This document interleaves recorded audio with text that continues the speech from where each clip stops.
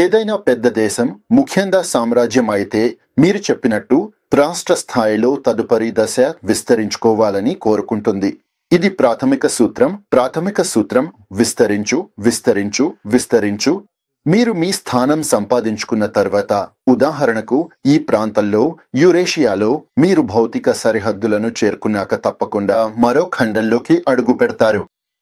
ఇది ఒక సూత్రం, మరియు ఇదే సూత్రం సోవియట్ యూనియన్ కి కూడా ఉండేది. అది ఎందుకు అంతగా జోక్యం చేసుకుంది? ప్రపంచవ్యాప్తంగా లాటిన్ అమెరికా, ఆఫ్రికా వంటి చోట్ల విప్లవాలను సృష్టించేది.